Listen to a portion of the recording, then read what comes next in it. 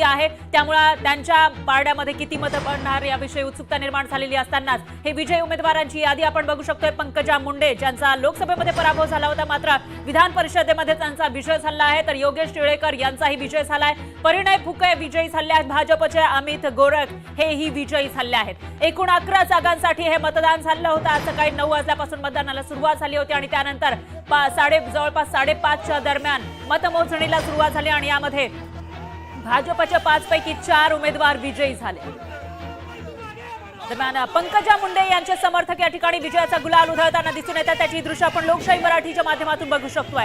पंकजा मुंडे समर्थक या ठिकाणी त्यांच्यामध्ये जल्लोषाचं वातावरण आपल्याला पाहायला मिळत आहे, ते इथं विजयाचा गुलाल उधळताना दिसत आहेत। तर दुसरीकडे पंकजा मुंडे यांच्यावर शुभेच्छांचा वर्षाव होतोय, त्यांचे कार्यकर्ते मोठ्या संख्येने या ठिकाणी शुभेच्छा देताना दिसत आहेत, त्याची थेट दृश्य आपण लोकशाही मराठीच्या माध्यमातून बघू शकतोय। विधान परिषद निवडणूक निकालाकडे आज सगळ्यांचं लक्ष होतं, हा निकाल नेमका काय असेल याविषयी उत्सुकता निर्माण झालेली होती, कारण लोकसभेचा जो निकाल लागलेला आहे त्यामुळे काहीतरी वेगळा निकाल विधान परिषदेमध्ये लागू शकतो असं बोललं जात होतं, पण आतापर्यंत तरी तसं काही दिसत नाहीये। तर ज्या काही संख्याबळ होतं ज्या पक्षाकडे, त्यानुसार या ठिकाणी विजय होताना दिसतोय। शिंदेच्या शिवसेनेचे ही दोन्ही उमेदवार विजयी झाले आहेत, अजित पवारांचे राष्ट्रवादीचे दोन्ही उमेदवार विजयी झाले आहेत, तर दुसरीकडे भाजपचे 4 उमेदवार विजयी झाले आहेत आणि त्या पार्श्वभूमीवर आता पंकजा मुंडे यांच्या गोटामध्ये जल्लोषाचं वातावरण आपल्याला पाहायला मिळतं, त्याची दृश्य लोकशाही मराठीच्या स्क्रीनवर आपण बघू शकतोय। दरम्यान विधान परिषद निवडणुकीमध्ये राष्ट्रवादीचे शिवाजीराव गर्जे आणि राजेश विटेकर हे विजयी झाले आहेत, दोन्ही उमेदवार त्यांचे विजयी या ठिकाणी झालेले आहेत। तर दुसरीकडे भाजपकडून पंकजा मुंडे ज्यांना विधान परिषदेची उमेदवारी देण्यात आली होती त्यांचाही विजय झालेला आहे आणि त्यानंतर त्यांचे कार्यकर्ते या ठिकाणी जल्लोष करताना दिसत आहेत।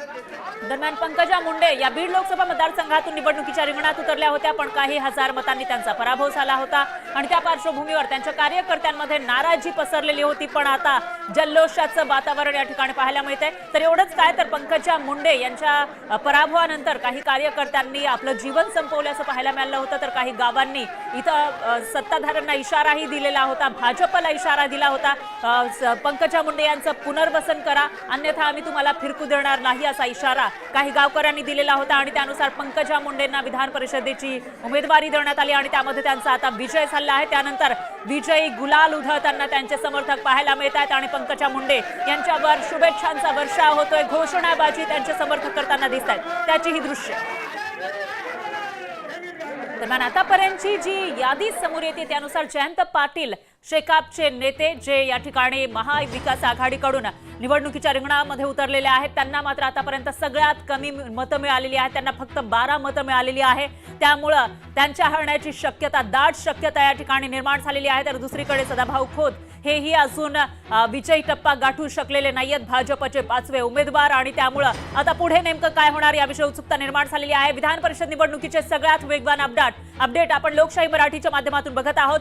जेव्हापासून मतमोजणीला सुरुवात झाली होती तेव्हापासून कशा पद्धतीने कोणाच्या पाड्यामध्ये किती मतं पडली याविषयीची प्रत्येक अपडेट आपण लोकशाही मराठीवर बघितली आणि आता फक्त अर्ध्या 1 तासामध्ये हे चित्र स्पष्ट होईल, काही मिनिटांमध्ये किंबहुना हे चित्र स्पष्ट होईल असं म्हणता येईल, कारण विधान परिषदेच्या निवडणुकीमध्ये 274 आमदारांनी मतदान केलं होतं, 109 आमदार असताना भाजपला 118 मतं मिळालेली आहेत, याचाच अर्थ ती 9 मतं नेमकी कुणाची जास्त मिळाली असा सवाल या ठिकाणी उपस्थित होतोय। तर राष्ट्रवादीला 47 मतं मिळालेली आहेत, सत्ताधाऱ्यांची मतं वाढल्याचं या ठिकाणी पाहायला मिळत आहे। महायुतीला 214 मतं मिळालेली आहेत, त्यांच्याकडे आमदार हे भाजपचे आमदार 109 आहे समर्थकांसह, तरी सुद्धा भाजपला 118 मतं मिळाली, त्यामुळे ते जास्तीचे 9 मतदार कोण शिवसेनेला 49 पैकी 49 मतं शिंदेच्या शिवसेनेला मिळाली आहेत, तर राष्ट्रवादीला 47 मतं मिळालेली आहे आणि या पार्श्वभूमीवर मला आज एवढा आनंद आहे लोकांच्या चेहऱ्याकडे पाहून, लोक खूप आनंदात आहेत, खूप काल परवापासून लोक येऊन थांबलेले आहेत। माझं सर्व जे राजकारण आहे ते समर्पित आहे त्या सर्व लोकांना आणि त्यांना आनंद झाला आहे, हा माझ्यासाठी फार मोठा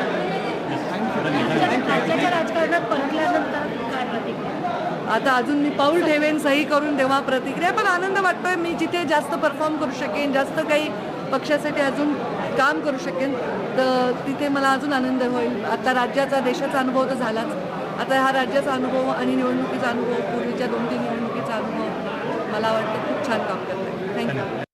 विधान परिषदेमध्ये दरम्यान पंकजा मुंडेंची पहिली प्रतिक्रिया आपण बघितलेली आहे, यानंतर विजयी उमेदवार योगेश टिळेकर हे आपल्यासोबत जोडले गेले आहेत।